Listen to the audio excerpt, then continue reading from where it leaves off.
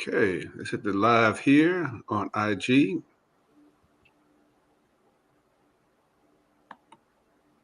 We are live. We are live, baby. We We're are live. live. How you looking, Chef? Big Chef? Oh man, I am good. I Are your am keys good. working? Yep, all my keys are working, man. We're live, All baby. right. You ready to go? Let's go. Episode 17 coming to you. I'm back in ATL. Chef Stephan is in Haiti, and you're listening to the Roots, Heart, and And soul, baby. We are Roots, Heart, Roots, Soul Heart, and podcast, Soul. Heritage Radio Network. You know, on illustrious. It's a little bit rainy here in Atlanta. What's going on down there in Haiti, Chef Stephan? Well, listen, man. I just finished feeding some very important people, about 10 people, and they were so happy. They're coming back, and it looks like they're big. They're bringing a big shot. Oh, big So shot, right? I'm excited. Haiti is seems to be calm these days. I'm just waiting on the word that the airlines will start flying again. But in the Mm-hmm. meantime, man, Right. Let's go. we're 17th episode, bro. Right. 17, right? Whoever, as my grandmother said, whoever thunk it? Whoever thunk it, you know?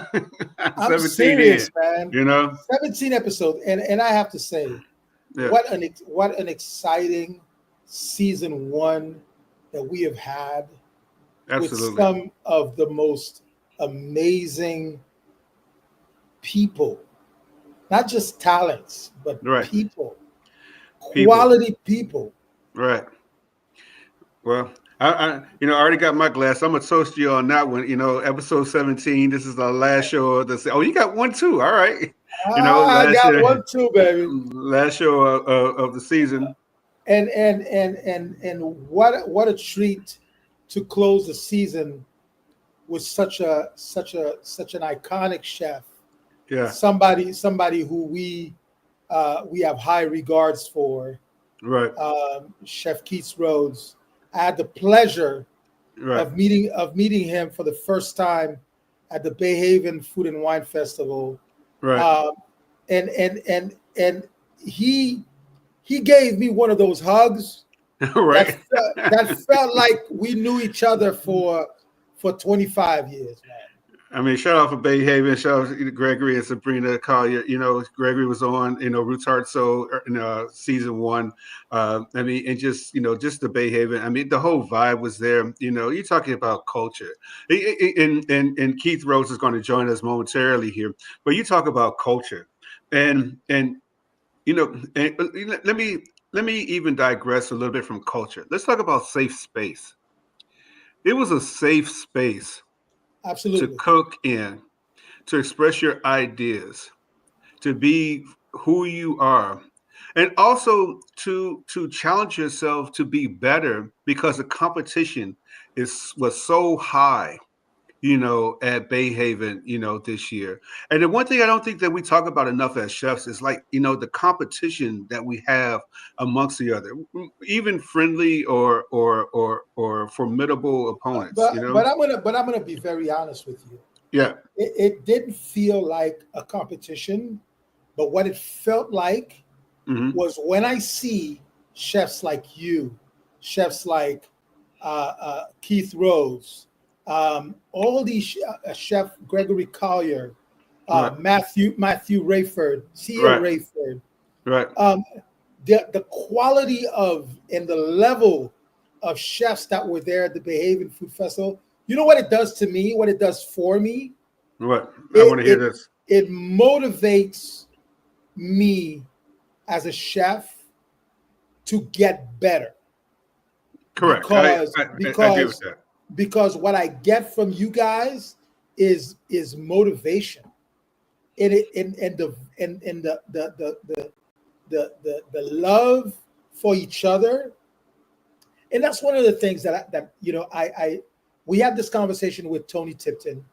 I had the same conversation with uh, uh, um, uh, KJ. Kearney. KJ, correct. And as a matter of fact, I posted one of a snippet of this conversation with him. Hmm. The fact that when he went to this conference, he saw white people, our counterparts, in very organized in clusters and organizations. Hmm. They were together. They were supporting each other Correct. in a way that yes, there is competition, but they're uplifting each other. And one of the things we have to keep talking about is for us as a community of Black and brown talents in the food and beverage space to come together to create something Well, that something. Go ahead. Finish your thought. Go ahead. Finish your thought. to create. And when I say something, because you and I have been working on a project already, Mhm. and I see there are clusters of Black organizations here and there, but the conversation we had with Ed Okra, the conversation we had with Tony Tipton, the conversation I had with KJ is about all of us coming together, maybe under one roof, maybe under another roof that says we are a fully cohesive community. So to add on, we had Eat Okra on last week, on episode 16, and they had the conference that was had, and we told them that there's not a conference unless Chef Todd Richards or Chef Stephan is there. But we'll digress. We'll make sure that the conference is in full battle next year. But in all seriousness, the things that we talked about that I found most importantly was that there was a missing connection still somewhat between different types of media and the chef community. That Absolutely. the trail that he presents is really great. The books that we have from Tony Tipton to myself, Tiffany Berrouet, who was on season, helped us out. Season 2 we had Sean Chavis who helped me write Soul, on season 2 coming up. But there's still not this one synergetic conference, where we're, collaborating the two entities together to not only, uh, I want to use the word control, I want to say develop a stronger media influence, where this generation that is already online, already on every type of social media, they're monetizing it, but they're monetizing it singularly. How do we monetize it, multiply? And I think that's really what you're speaking about in what needs to be done and out of these conversations. And hopefully, Roots Heart Soul on Heritage Radio Network is a big part of that conversation. Did I surmise that what you were saying in just? Absolutely. and Yeah. and I think one of the most important things, and you are correct, one of the most important things that we need to have is a very cohesive media conglomerate Mm, that is really focusing on putting the multitudes of talents, the multitude of minds, the multitudes of greatness. And I use that word very strongly correct. because we have a multitude of greatness in our Black and brown community that needs to be seen, and So that so needs So when you say needs to be seen, I just want you to clarify that a little bit more, because we know that there's success out there. We see in Kwame, is going to be on Chef's Table, and things like that. So there is visibility, but I want you to there clarify is. seen a little bit more. What I mean by seen, meaning that there needs to be, you know, there's still it's still little things here and there. You have Kwame, who gets a chance to be on Chef's Table. You have Gregory Gourdet. Um, you know, it's still we're still scattered.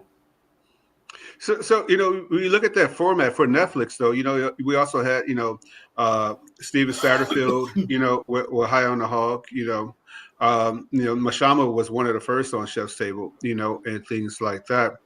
But maybe just in our conversation here, what we're talking about is getting into the other side of media, where our media, the Tyler Perrys, those Ours. actual producers, those producers, Exactly. actually take our culinary stories and tell them in and I'm gonna say not only culinary, I'm gonna say food and beverage stories, because it's not just culinary, in a No. sense, these food and beverage stories, and telling them in a way that it attracts media. And then that way we're not just a monolith in artistic formats of just being seen as, musicians or dancers or rappers, or even sometimes, which is gaining more strength, is black canvas arts and photography.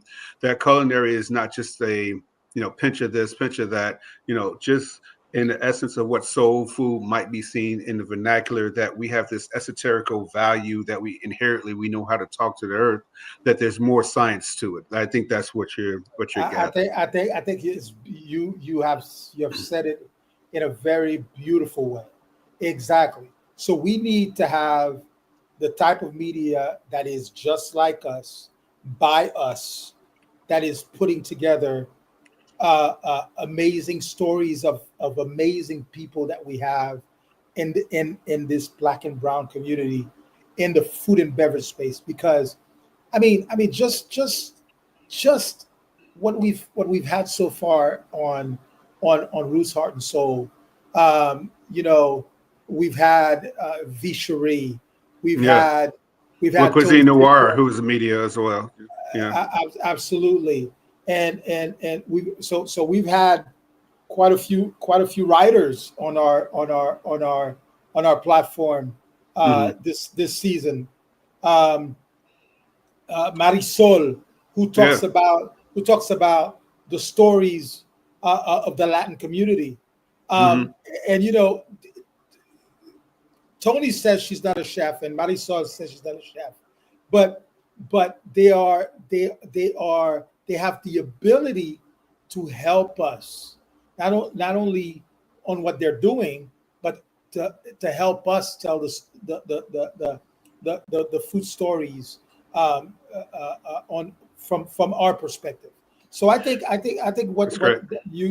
you said is said in a very uh, correct way. And I think, and I hope that more than ever, more than ever, 2025, we start to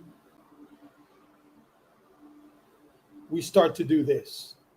Yeah, one thing, when you say for us, by us, I want to also acknowledge that there's people who are not us who do it, like Heritage Radio Network. I mean, Absolutely, they absolutely, produce, this podcast and video cast for us, and so they get it. I mean, they get, that we're not trying to exclude, we're inclusive, no, you no, know, no, but absolutely, telling.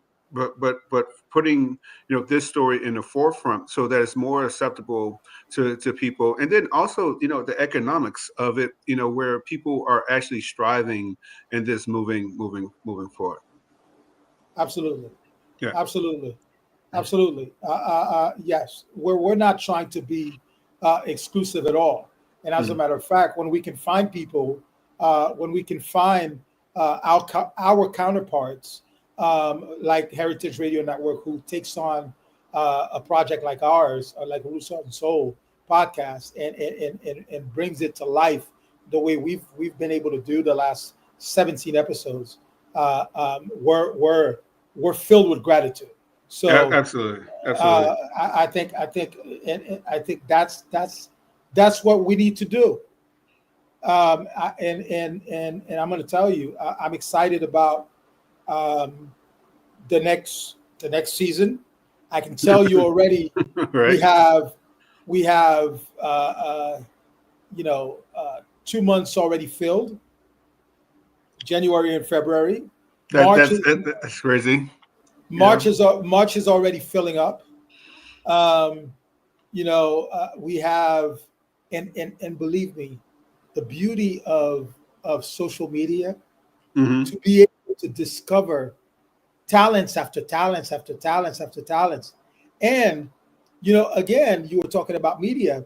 I'm discovering talents that were unknowns to me, thanks to Cuisine Noir and Correct. Vicherie, Yeah. Right. Right. who's doing wonderful work on her side as well.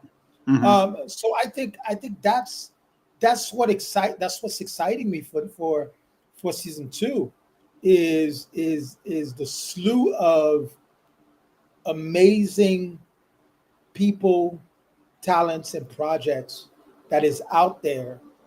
Um, and our next guest, Right. Keith Rose. Hmm. I think there's a story to be told about him, Hmm. uh, Absolutely.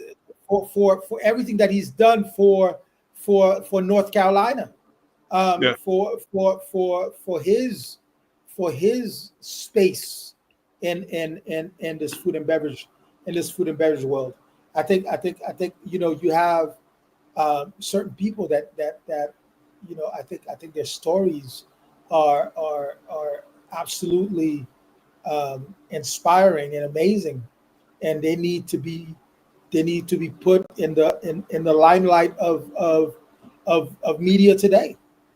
I mean, not only do their stories need to be told, and a lot of them do a great job of telling their own stories. We're just, just bringing this pot, and got it simmering, you know, um, and season one has been great. I mean, but one thing, and we're a little bit after 15, after the hour here. Roots Heart Soul podcast on Heritage Radio Network. Chef Todd Richardson, Chef Stephan. We also had Creole Food Fest, which served up some of the most delicious food. And since this is the last show of the season, and Chef Keith Rose is going to join us soon, just like a normal chef, though, he's got a VIP table. He's got to take care of the guests, so he'll get to us in a momentarily. But some of the best dishes I had over this year, were at Creole Food Fest, Miami, Charles, Miami, Creole Food Fest, New York, Miami, New York, yeah, and um, and Atlanta. and Atlanta. Um, Bay Haven was equally delicious. Uh, Absolutely. that pastrami, that oh, Oh that God. Oh pastrami God. at Bay Haven. I mean, I know Atlanta won the barbecue competition, but that pastrami to me was like, it was hands down probably some of the best pastrami I had. I mean, unbelievable. And the John John, somebody made John John. Go ahead, go ahead. I know you were talking about You're pastrami too, but you're talking about pastrami. right, I still have the taste right, of this cornbread, collard green egg roll yeah, yeah, in yeah, my yeah. mouth Mm, still. right, wow, Cornbread, collard greens, and egg roll.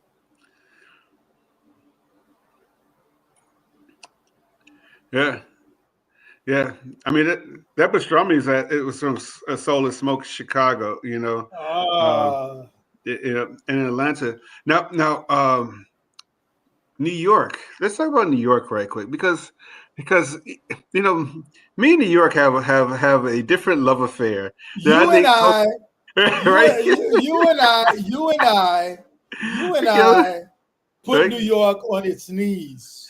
I mean, New York and I have a different love affair than I think most people. Everyone, know I'm from Chicago. I live in Atlanta, but when I go to New York, it is something. I'll give Miami a close second, but it's something different Close, about me. completely different. Completely Yeah. different. Okay. Completely The different. shout out to Fabrice, because Fabrice works hard for Creole Food Fest and things like that. But something about New York, man, just I mean, There is something about New York, you know, and the reception right? from the guest who came to have your Pork belly, right? your pork belly.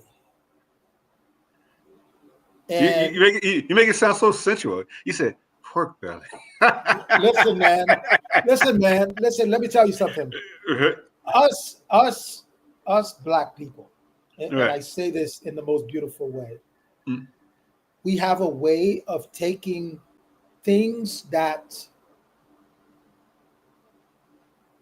were not so popular, Right. or were seen as second class citizens in the food. Hashtag $10.95 oxtails right now. Exactly. And we take it to the next level. Yeah. We take it to the next level. I mean, it's so funny. People like, oh, chef, you want to be inside? And no, I want to be outside. And you Now, understand in black culture right now, outside means something totally completely slang, totally different. different. Completely Totally different. different. Nah, And nah, the, and the put funny me thing is, outside. we were both outside the first day, Correct, correct. and our table never stopped. No, It no. never stopped. It's funny. It's funny how economically, as we climb the ladder, the things that we say we don't eat, like pork and stuff like that. But and how many times people came to the table and said, "Hey, I don't eat pork. I don't eat pork," but they kept coming back and eating pork. Yeah. So I mean, Listen, what do you say to that? it's like the other day I prepared a ragu Hmm. of pork feet, pork knuckles, Hmm. and I had people just hovering over it like it was a $35 plate. Yeah, it should be. What do you mean? It should be a $35 plate. Oh my God! I saw a video yesterday or the day before yesterday. They're now taking osobuco Hmm. to replace oxtails. So veal or veal Beef, also beef. beef I mean, I guess osobuco. I see it. And also people are doing it with uh flat. So most people don't understand what flat iron. Flat iron is chuck roast. And you can braise flat iron just as well. You could cook it as a steak. And some of the best pot roast you ever make with flat iron, and people are doing it. I mean, it only makes sense though. I mean, supply and demand. It makes sense to use that piece of beef. Beef ossobuco though could be a little stringy. Well, I guess it makes sense though. You think about the sinew and you breaking it down and the stringiness. Okay, I can see that. I And can if see it's that happening. if it's braised correctly the way we do it, Right. Well, it has to be braised correctly, regardless of. I mean, the technique has to be right. but the way we do it, and the spices and the flavors that we impregnate in Uh-oh. Uh-oh. Hey, I'm done having kids. You can use that word just use that word yourself. and by the way, Mm-hmm. I was absolutely uh, uh, uh, I would say very lucky Mm-hmm. this afternoon, and I wanted to share that with you, maybe on the air, Okay. All right. because Let's go. I Let's met go. this I met this Okay. I met this beautiful young lady today. Oh, okay, wait. So hold on. Let's get the background to our listeners here. This is 25 at the hour Roots Heart Soul podcast on Heritage Radio Network, and Chef Stephan, who I've been prodding for a very long time to find a really great significant other, is giving us an update right now. So this is breaking news live on But Roots Heart but Soul but podcast. but Okay. I'm not put in French we say don't put the horse and don't put the chariot in front of the horse. All right. So I'm not gonna do that. Okay. But Good. but it just so happened Mm-hmm. by chance Mm-hmm. that this young lady is good friends with my brother. Okay. And for whatever reason, she came to the restaurant today Already family. Okay, come on. to pick up food for her parents. Mm. and I'm getting out the kitchen, and Mm-hmm. here she is, and she says, "Don't you recognize me?" Oh my goodness. Was She's she in this your DMs or something like that? Or she's this beautiful doctor, this uh-oh. beautiful doctor, Mm-hmm. absolutely gorgeous. And I saw for a minute there, I sort of lost myself. I'm like, Yeah. this could be a Yeah. I mean, possibility. I mean, quite honestly, you're losing yourself right now. So I said this could be a possibility. okay. So So, what's on the so menu? So what's on the menu for you to cook for? I mean, what's on the menu? Because I know you're going to have dinner prepared for her so relatively so soon, the holiday dinner or something like that. so Yeah. so as I'm adding Chef Keith Rhodes to the conversation, Uh, um, so he's a happily married man just like you, yeah. with beautiful wives, both of you. Um, it, Chef, it, Chef Keith, you don't know what kind of conversation you walked Nah, into, but I'm just listening. I'm just listening. so okay. so seeing this beautiful young doctor, it for a minute here, I said, man, I gotta tell my brother Chef Todd that Okay. what happened to me today by accident. But Okay. nothing happens by accident. Right. Right. Things just are meant to happen the way they're supposed to happen. So, Absolutely. 2 + 2 la- always equals 4, my friend. Yeah. ladies and gentlemen, 30 minutes on the hour. We have the privilege, and I say that with the utmost admiration, for a chef that I've been following and wanting to meet for the longest of times. He's a wonderful, wonderful brother. I've had a chance to meet him at the Bay Haven Food Festival, um, and the way he hugged me and received me, it felt like we had known each other for 25 years. So, ladies and gentlemen, Chef Todd, I'm gonna let you present him because he's your brother too. Chef Keith Rhodes. I mean, so you talk about fam, it's difference between family and fam.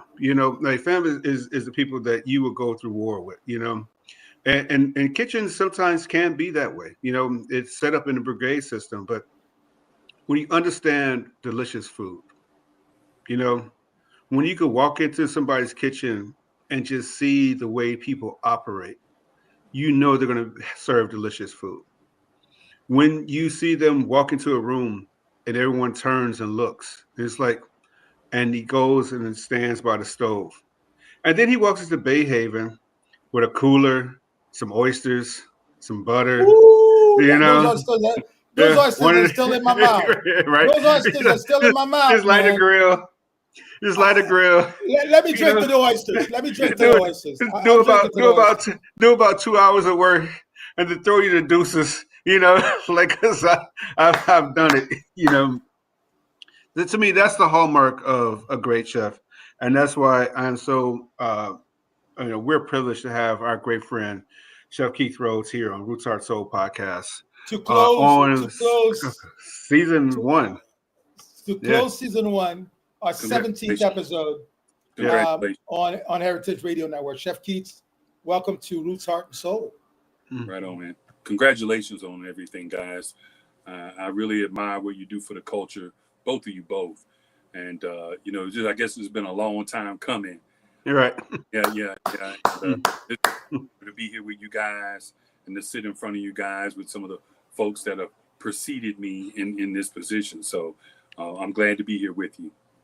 Well, we appreciate it and everything. How was dinner tonight? I know you were tied up a little bit, so I know that decompression moment always has to sit in. But how was dinner? First of all, what was on the menu? That's what I'm more curious about. And where's the plate? Because I need. Yeah. So, man, very seasonal here. We had a Mm, walk-in 15 top, of course, mm, right along the time this is scheduled. But everything's good, man. We're in our down season here in North Carolina, especially right here on the coast. We're mm. a big tourist town here. So we get it in while we can get it in. January will be closed down for a little while. We take our winter break for a couple of weeks. We'll be traveling around doing a few things. So, man, I'm just thankful to be here, man. 18 years, Wow. you know, Wow. out on Wow. my own doing what I do. This location has been about 14 years. So, you know, we're blessed, man, to continue to do something that I enjoy. Let me quickly introduce this chef because Read his bio. I'm gonna get some more whiskey here because like I feel yes like you do. celebrating. Yes you do. You know, Yes you so do. go ahead and do the Because introduction, and I'll be right back. because Yeah, my admiration for him is he's on the top of my list. Um, and his resume reads like a list of awards. And this is um, North Carolina native. Chef Keith Rose is owner of Catch Restaurant, Catch the Food Truck, Tackle Box Kitchen at UNCW, and Tackle Box Kitchen Food Trailer located in Wilmington, North Carolina, where he offers his unique signature on new Southern cuisine with international inspiration. Chef Keith Rose has a lifetime of roots sown in our coastal community, in which he credited his grandfather for his farm to table approach. In addition to supporting local purveyors, fishermen, and farmers, Chef Keith Rose is always proud to give back to his community by visiting local grade schools, colleges, and military bases to share his knowledge of food culture, cuisine, along with educating groups on desert, sustainability policy, and food advocacy. And let me tell you, 2 times James Beard Best Chef Southeast semifinalist, NCTIA Tourism Excellence for Business Award 2023, NCRLA Restaurateur of the Year 2024, USA Today Restaurant of the Year 2024, Best Chef and Best Food Trucks 4 years in a row on Core Magazine, and I could keep reading. I mean, Chef, you know, really, we appreciate you being here. One thing I don't think that people understand about the South is that not only is it not a monolith, we don't My all first do. question to you would be: Chef Stephan, are you there? You've been We you've lost you been for a second. at this restaurant for 18 years. The work that you have done goes beyond that. What is your everyday motivation? I think for me, the value of health and family and creating memories with my family is my driving force. Uh, I'm someone who has been struggling from the day I was born with major health issues that a lot of folks just don't know anything about. I was diagnosed type 1 diabetic when I was born. So a lot of folks never saw the other side of chef when I'm out Mm, grinding away, events, traveling, doing all kinds of things, and being able to manage that, and eventually ended up, needing a kidney and the whole 9 yards. You know what I mean? And wow. yeah. And so when you say driven, I have a lot of drive because of that. My youth was super like traumatized growing up, just a rough background, got into crazy things in my late teen years, making a lot of just piss poor decisions, man. Forced vacations, places I didn't want to go. You know what I'm saying? And, I never heard it called forced yeah, vacations. I got it right. I remember that forced way. vacations. So, man, it gave me a lot of time to reflect when I was young on where was I going? What was I doing with my life? What was important? And coming from that kind of broken family, mixed around, going to different grandparents and different things like that, I said, my core happiness is having my own family, providing for my family, being a good husband, and just raising my kids and just doing the right thing. And so, man, uh, around I'd say about 2018 or so, my life just kind of changed. And man, I wanted to just turn everything around. And that's what I did. That's my driving force every day, to give it 100 as much as I can do.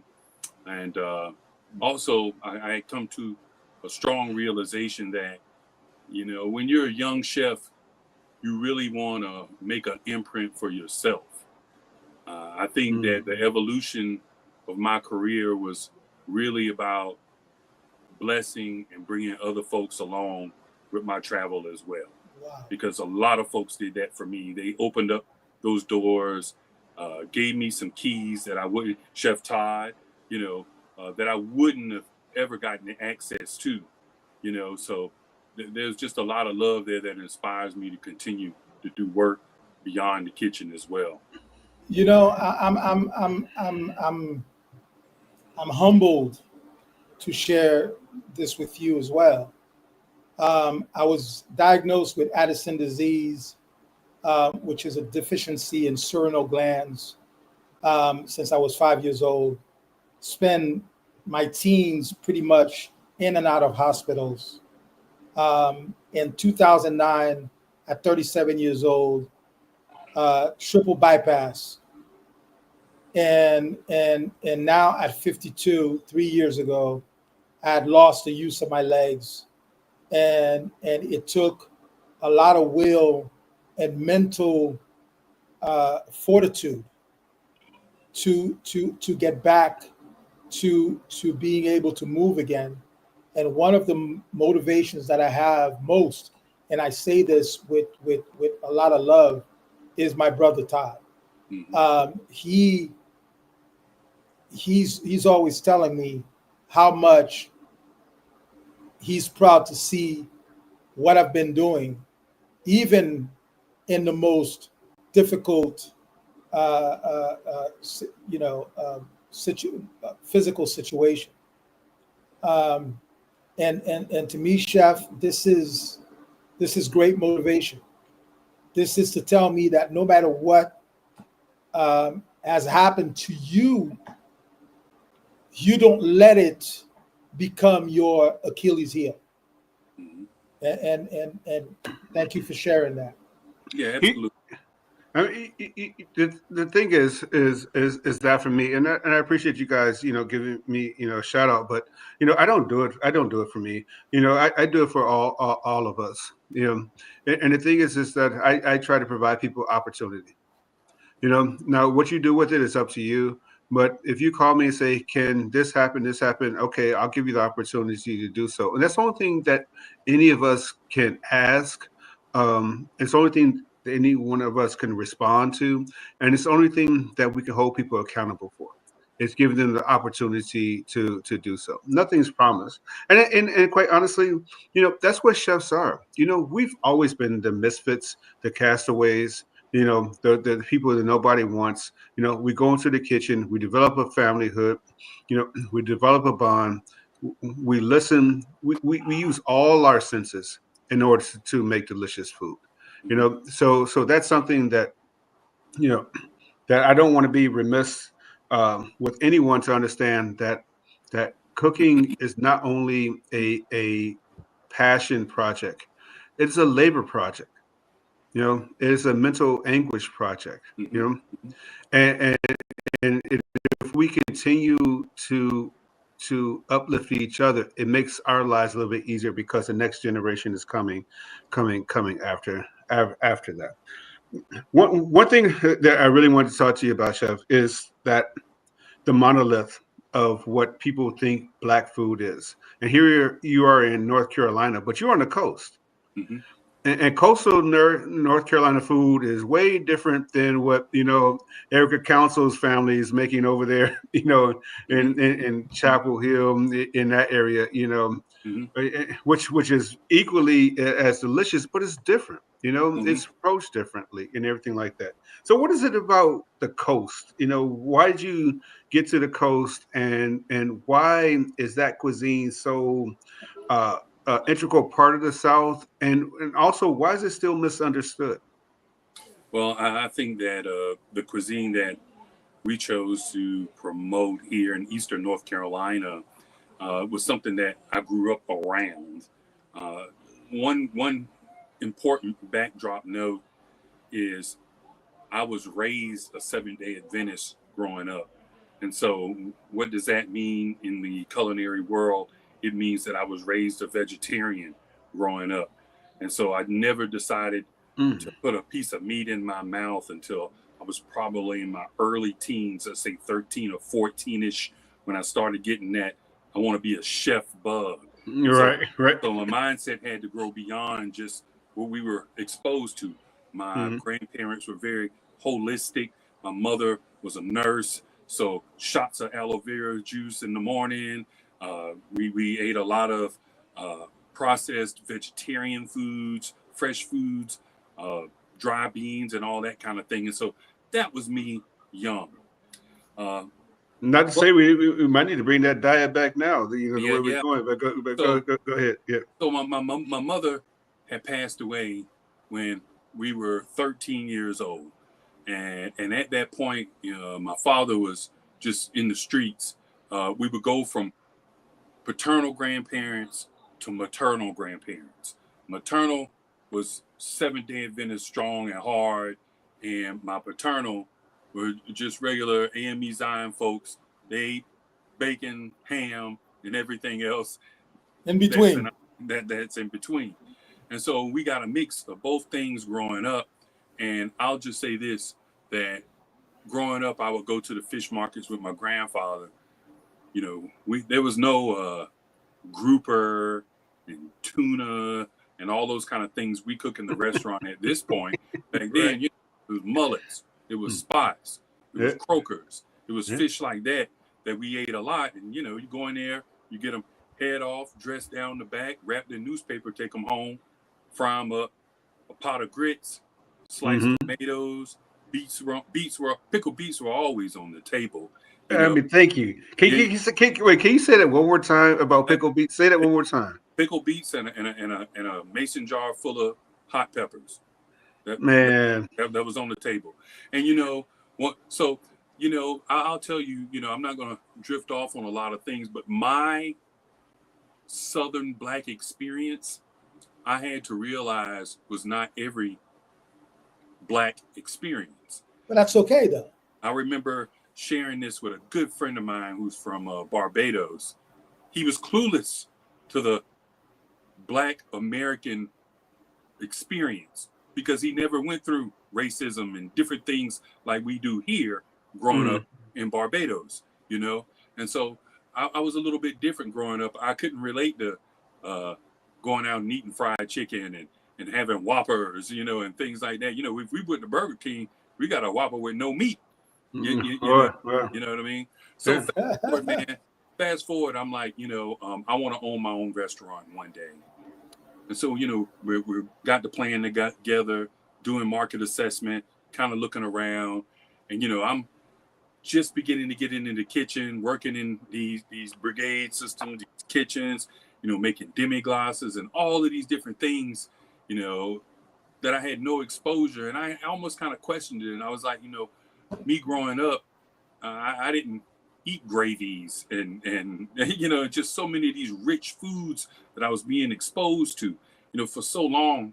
Uh, Even for the people, I wouldn't even cook anything with bacon, just because. And I had to just kind of get out of a different mindset and start cooking for the people. And so when we decided I wanted to open up a restaurant, uh, I wanted to open up a vegetarian restaurant. Believe it or not, that's Yeah. that's what That Catch was. makes sense. That's what Catch was going to be. Mm. And just kind of assessing where I was at, uh, growing up, and what people kind of wanted. I said, we're going to go with a strong pescatarian concept. Especially on the coast. Yeah, I mean, I that's felt really good about that. I felt like my target demographic would appreciate something like that, and it was super genuine coming from me. That's what I wanted. So those meals that my grandfather wasn't a chef at all, but he did a lot of the cooking because, believe it or not, the ladies, they couldn't burn. My grandma, she could not cook. And, my mom, she did the best that she could do. But, my yeah. grandfather was really the guy who could hook it up. And I had a lot of appreciation for that. And that was a lot of inspiration for the food that we prepare today. Now, I traveled a lot. I'll say that in the mix of all those things that were going on. I spent a lot of time in Los Angeles. I spent tons of time in South Philadelphia growing up. And then we would transition down into Miami a lot. So Okay. I was getting exposed to a lot of different food and coming back to this town. I was like, man, we got to do something different. So we ended up opening up a pho noodle shop, several other restaurants that are here that aren't here now. But we were just inspired by our travels to come back and bring, new food to this particular area. Wilmington was a major Hollywood hub where they were filming all the time. Once the incentives kind of left North Carolina and they came down to Georgia, Atlanta kind of took over a lot of those roles when it came to filming. And we actually would travel down and do a lot of film on set down in that area. It's just the travel just became too much for us to be able to do work down there, But that's kind of really what set everything off for me here in this area. That's great. It's Yeah. great. That's fun. So, talking about your restaurant, what? So obviously, your concept very much sets you apart. Me being from Haiti, um, seafood is a major component in a lot of our diets because we're an island. What is one dish on your menu that really just pops that everybody wants to have? Well, the best selling fish in this particular area is grouper, red grouper, black grouper, and it could be simply prepared with grits or some sort of seasonal vegetable. We'll sell it out every night. But I think that the seasonal fish is what people want here, where I'm at.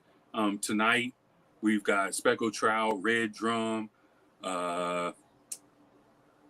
What else we got? We got local catfish tonight. We've got ahi tuna in here. And so for us, I would just kind of say like that seasonal terroir of what's in our area is what folks want. In this particular area, especially African Americans, we were heavily influenced from the Gullah tribes that traveled from Georgia up through the Carolinas. So a lot of the food that we serve, a lot of the ingredients that are on that day-to-day type of table is heavily influenced from the travels of our folks that migrated here on this particular coast. And so lots of things with okra, rice is back in North Carolina now. For so long, we were getting it from out of South Carolina because they didn't have the seed here. But now with Tidewater Grains up in Oriental, North Carolina, they're sowing seeds back here in North Carolina again. So that's something that we like to use here on the coast. But I think that people really can appreciate that because we're right here on the water. I am approximately 10 miles from the Atlantic Ocean right now. Wow. And I just think that people want something that's fresh. Now, another thing is we don't have everything all the time. Thank you. Thank you so much for saying that. In this business, and it's hard. I give you those numbers for how long we've been here, and it's been a lot of learning curves, and it's a lot that the community had to learn about a restaurant like ours. there are just certain times of the year you can come in and the menu is going to be super small. We just don't bring things in from all over everywhere. And with us, it's a lot of truth in advertising as well. You know, if I say that we have this is what we have. If I have Verlasso salmon that's imported, we have Verlasso salmon that's imported. If I say that our lobsters are flown in from Maine, you know, twice a week, that's what it is. You know, when I was younger and I traveled down in different areas, especially down in Florida, I remember going to a restaurant and ordering a grouper sandwich, red flag number one. And once I got the sandwich, it had skin on. Now, hey, something's wrong here. I've never had a grouper sandwich with skin on. Right. Never in my life. I've had others. So the truth in advertising just wasn't there, but to the novice, no one knows. And so we really try to keep it real here, providing a lot of income from local folks. We have our own oysters that we have harvested right out of Morehead City, tackle box lures. We work with a grower up there. And so it's just important to be able to showcase local. I mean, my stomach is growling like crazy. We're got about 5 more minutes here. Chef Todd Richards, Chef Stephan. We're with Chef Keith Rhodes, Roots Heart Soul on Heritage Radio Network. Just give me a 1 minute synopsis on this, Chef, right quick, because we probably have one more question after this. But you said local catfish. And I think that I don't really believe that anyone outside of our generation, maybe the next generation, understand the true taste of catfish. And then we also have the Vietnamese catfish, sway, that is allowed to be sold as catfish. It's a subculture or cousin of. But what is that taste of real local catfish that people are not understanding, or maybe they never tasted before in their travels? Okay, so there's always been there was always a negative kind of connotation, especially early in the 1990s, of using farm raised product. Okay, correct. And there were some issues at a point, but now I think it's 5 billion people on this earth. You got to use. Well, go ahead. So we've come a long way with sustainable farming and sustainable practices towards aquaculture and different things like that. And so right outside of Greenville, North Carolina, in a place called Ayden, North Carolina, we use a product called Carolina Classics catfish. That catfish is farm raised, all natural. It has a natural feed that they do. This catfish is the best catfish that I have ever tasted in my life. A lot of river catfish and wild catfish, even catfish that's wild caught from Mississippi, those farms and stuff down there. I'm gonna tell you what, it always has the taste of the earth. Now you can say it tastes dirt, or like a lake fish or something like that, but what you're tasting is what the fish eats, and catfish are bottom feeders. You know what I mean? And so when you have the proper farm, the proper diet, you'll change your whole mind about how catfish is done. We usually bring it in.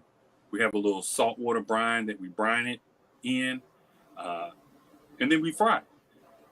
Well, I will tell you this, though. It is no comparison to the soft batch. That's what I call swai. Even those swai. Oh, no. That's why it tastes like absolutely nothing. Nothing. And it just disintegrates texture-wise, like in your mouth or whatever. It's closer to a cousin of tilapia than it is to catfish. It is absolutely. But I'm going to tell you, there's there's a guy that, there's a lake in Haiti that is both, it's a salted lake. And a group of guys developed this black tilapia in Haiti, farm raised. And it tastes absolutely amazing. It's meaty. and it tastes nothing like regular tilapia. With the same idea that you're talking about for the catfish.